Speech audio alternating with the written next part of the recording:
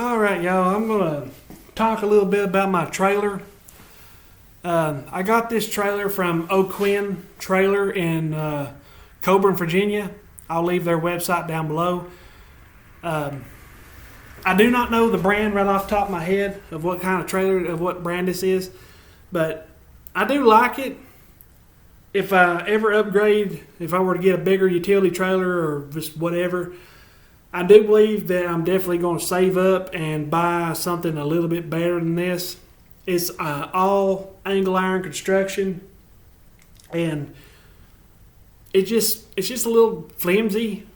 It's supposed to be a 7,000 pound capacity trailer. It's got two 3,500 pound axles. One of them is a brake axle. It is a 86 inch, I think, or 74 inch.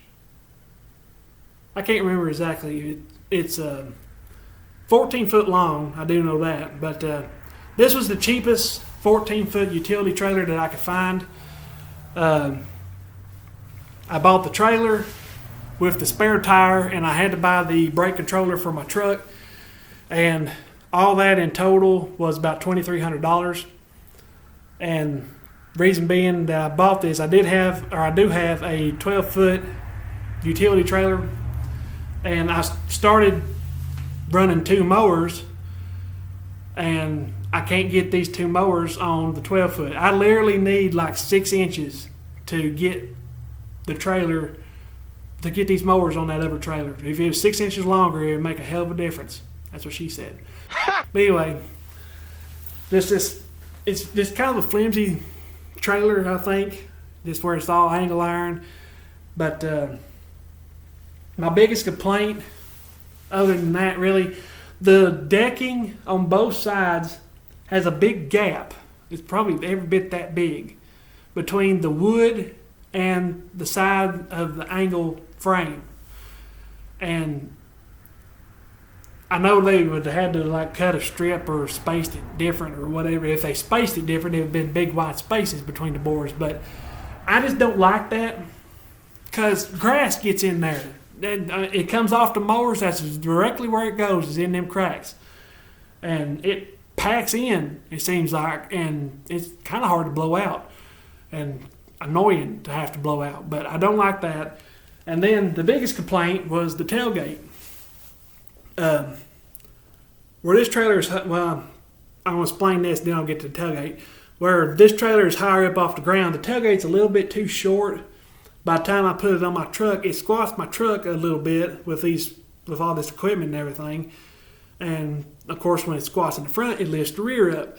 Well, I had to flip my ball over, and I had to flip my hitch and everything over. I got a 2-inch drop hitch on my truck, and now I flipped it over now it's a 2-inch raise, and the ball's on top of that. When I do that, it rides good and level. And my mowers climb the ramp easily. I don't have no problems there. But the problem with the ramp, a lot of times, if somebody ends up lifting the tailgate by themselves, it's as if when it flexes, it makes it twist off of the pegs.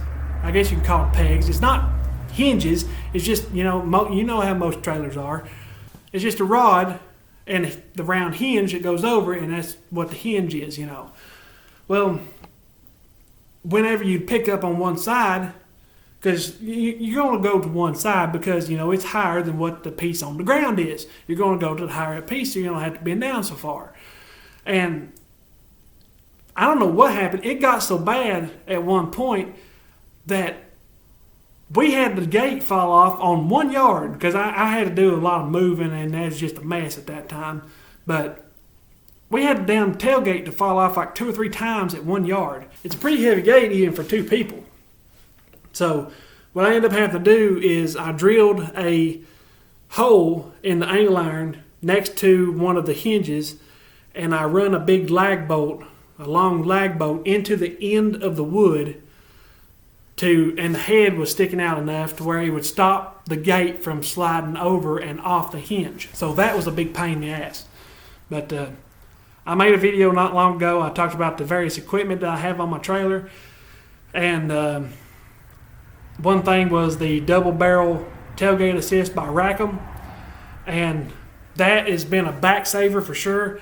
I probably shouldn't do it, but I grab the chain and lift up with it, and that helps the gate come up very easy.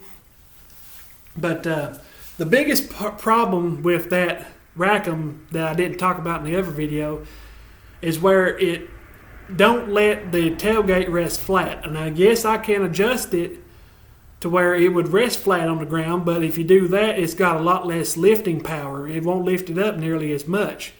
And the way I've got it set right now, it, like say if the gate is completely up, it's back about that far before it even engages the spring in the Rackham.